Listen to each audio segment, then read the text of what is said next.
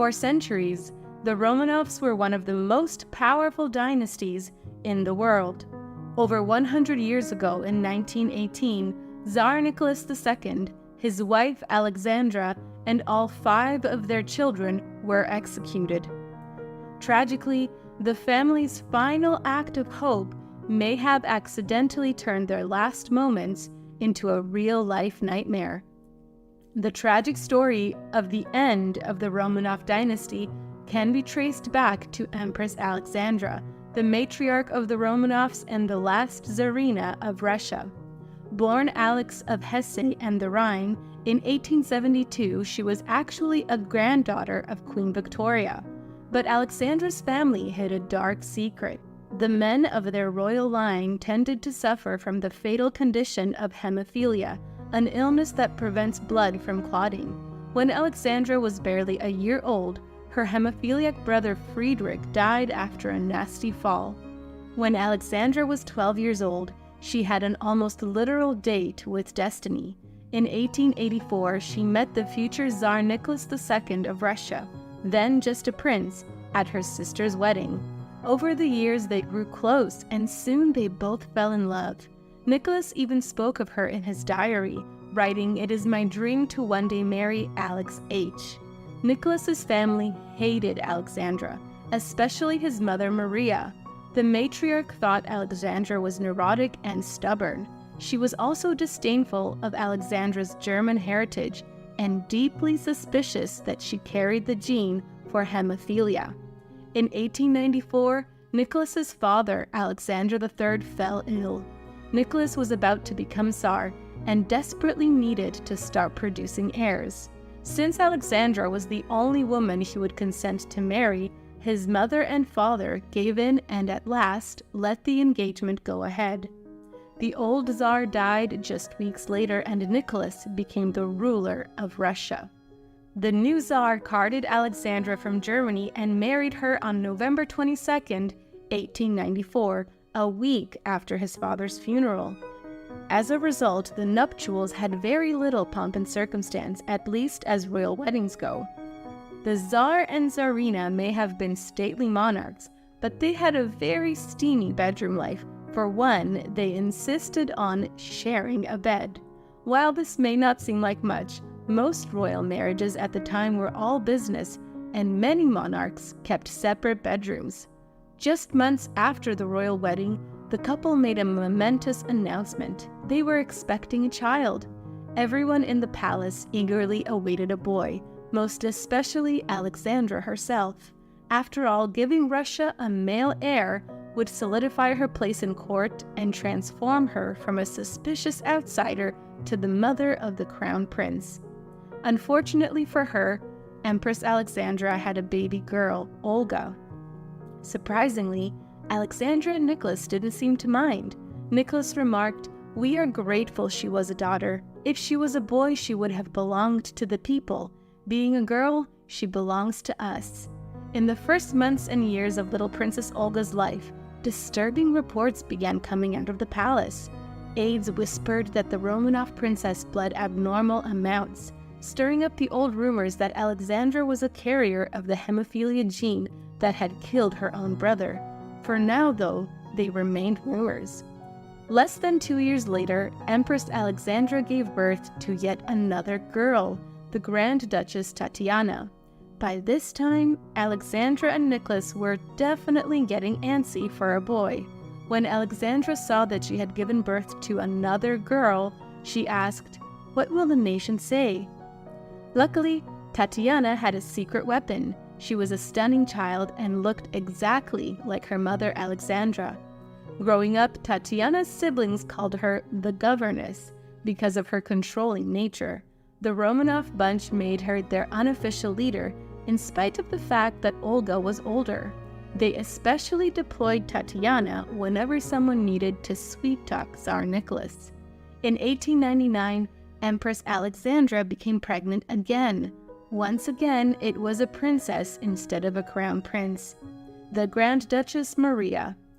2 girls in a row might be bad luck, but 3 was beginning to look like a curse for Alexandra and Nicholas. Even Queen Victoria weighed in on the matter, writing, "I regret the third girl for the country." The Tsar and Tsarina were deeply disappointed, but Maria did offer some consolation. Maria was a gorgeous young girl with many relatives and family friends constantly commenting on her natural beauty. Her family nicknamed her big blue eyes Maria's saucers. Once, a gentleman even said that Maria had the face of a Botticelli angel, but her angelic face hid a disturbing truth. In 1914, Maria faced a life-threatening ordeal. In a seemingly routine operation to remove her tonsils, the princess began bleeding profusely, so much so that the doctor operating stopped partway through. It was a clear indication that the Russian princess was a carrier of hemophilia, but no one in the palace was ready to face the truth. Luckily, she managed to survive, but the family's health problems were a constant threat for Alexandra. Alexandra and Nicholas were never going to give up on having a male heir, so 1909 was particularly crushing. This was the year that they gave birth to their fourth and most famous daughter, the Grand Duchess Anastasia. If the first three girls had successively dampened their morale, Anastasia shattered it. Reportedly, when Nicholas heard the news, he had to take a long walk to collect himself. Princess Anastasia is almost a hallowed, mythical name today, but the real girl was a lot more human than we like to think. While the three eldest Romanov girls were prim, proper, and ladylike, Anastasia was not. She was reportedly a naughty child and often got into trouble for her conduct. She would kick and scratch her playmates, pull pranks on household staff, and even climb trees when she didn't want to do homework. On her good days, this earned her the nickname Imp, but her bad days, watch out. In 1904, the Tsar and Tsarina finally got what they wanted. Alexandra gave birth to a boy, Alexei. When the Empress finally emerged from her haze, she looked out across the room and saw a sea of joyous faces. She knew exactly what that meant, crying out, "Oh, it cannot be true. It cannot be true. Is it really a boy?" It really was. The only person who was more excited than the Tsarina, the Tsar himself. Later that day, Tsar Nicholas II retired to his office to write in his diary, "A great and unforgettable day for us. There are no words to thank God enough for sending us this comfort in a time of sore trials." At first, he seemed a perfectly healthy child. His aunt noted that he was an amazingly hefty baby with a chest like a barrel and the air of a warrior knight. Unfortunately, when the time came to cut the umbilical cord, they realized something was terribly wrong. After Alexandra's labor, doctors noticed that Alexei's cut umbilical cord wound would not stop bleeding.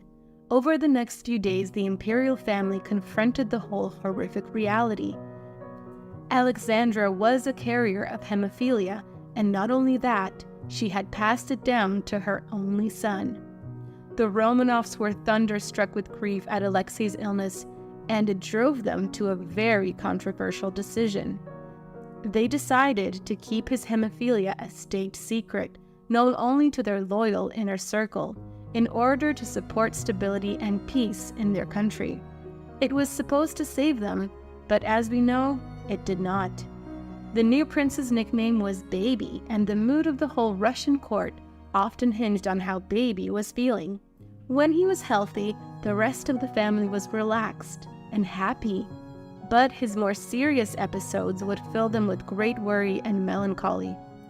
Cuts that won't stop bleeding aren't the only problems that come with hemophilia. Alexei had countless other symptoms and concerns, but the worst by far was when internal lesions caused blood to seep into his joints. In those moments, Alexei could scarcely move without feeling excruciating pain. In 1907, a 3-year-old Alexei Romanov stumbled and hurt his leg. Totally normal for a boy his age, but Alexei Romanov was not like other boys. The minor fall caused internal hemorrhaging. Within mere hours, the little Tsarevich was at death's door. He lay in bed, contorted in pain, with dark patches under his eyes and a frighteningly swollen leg. Doctors frantically did everything they could to save the boy, but nothing worked. The family grew desperate and they found help in a sinister place. Running out of options, Alexandra called for a strange mystic from Siberia who claimed to be able to heal the boy. His name was Grigori Rasputin, and the Tsarina invited him straight into the royal palace. He prayed over Alexei's withering frame and said, "Your pain is going away. You will soon be well. You must thank God for healing you, and now go to sleep." Then Rasputin left, and the Romanovs prayed for a miracle, and they got one.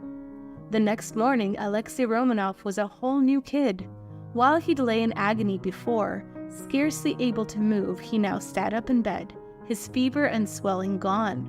It truly did seem like a miracle. From that day, the Tsar and Tsarina trusted Rasputin above anyone else when it came to Alexei's health. But inviting this mystic into their lives had terrible consequences. With this miracle cure, Rasputin had fully enchanted Empress Alexandra. The Tsarina made all her children call him "our friend," and further forced them to share their deepest secrets with the holy man, performing makeshift confessionals with him. Soon enough, people started to notice. According to a persistent rumor at the time, Rasputin had not only seduced Empress Alexandra, but also the 4 Romanov girls. One aunt reported seeing Rasputin caressing the girls. Whatever the case, the cracks were starting to show. Not everyone in the palace was under Rasputin's spell, and the girls' governess, Sofia Tucheva, was decidedly not a fan. One day, the governess entered the royal nursery and made a horrific discovery. The young girls were spending time with Rasputin, dressed only in their thin nightgowns. Sofia reported the scene to Tsar Nicholas, who wasn't quite as mesmerized with Rasputin as his wife was. Nicholas immediately requested that Rasputin stop his casual nursery visits. Alexandra was so angry at the governess that she fired her in retaliation. Throughout her time as Tsarina, Alexandra never quite managed to win the hearts of the Russian people. Despite her best efforts, her German heritage made Russians suspicious of her, and her obsession with Rasputin didn't help. As anti-German sentiment rose in the lead-up to World War I, Russian hatred became even more focused on her and her Siberian mystic. The eldest Romanov princess, Olga, appeared to be increasingly uncomfortable with Rasputin's power over her parents and fought to break free. She also seemed to sense that Russia was rising up. Once asking a servant, "Why has the feeling in the country changed against my father?" In 1914, World War I broke out. It was the worst thing that could have happened to the Romanovs. Germany was now a machine built for warfare, and Russia was basically fighting back with sticks. It didn't matter how many men Tsar Nicholas had, they just couldn't contend with the German army. And then Nicholas made a fatal error. Rasputin had a disastrous vision in which he saw that the Russian army would only succeed if the Tsar personally took over command. Nicholas listened, but it was a huge mistake. It caused massive losses and unrest, kickstarting the downfall of the Romanovs. World War I also damaged the relationship between the Tsar and the aristocrats. They knew something had to change, and they had just the ticket. On December 30th, 1916, powerful courtiers infamously killed Rasputin, stripping the Romanovs of their strange favorite. After World War I and Rasputin's violent end, Russia was in utter shambles. Responding to rumblings of revolution, Tsar Nicholas tried to use his guards to quell unrest in St. Petersburg. But when he ordered them to fire upon the gathering citizens, he got the shock of his life. They completely refused, firing into the air instead. With this, the revolution began. Within days of the mutiny, the government pushed Nicholas to resign.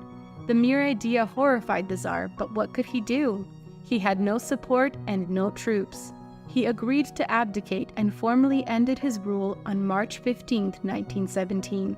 In doing so, he brought 3 centuries of uninterrupted Romanov rule to an end, but his troubles were far from over.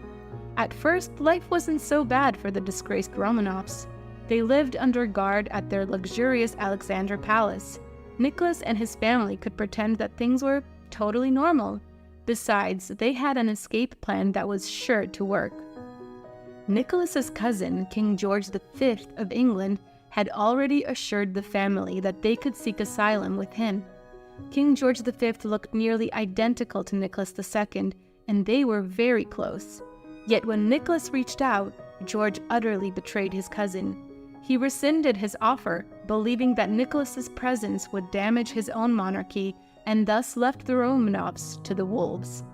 At this point, the Bolsheviks had taken control of the government. In April 1918, the Bolsheviks moved the Romanovs to the city of Yekaterinburg.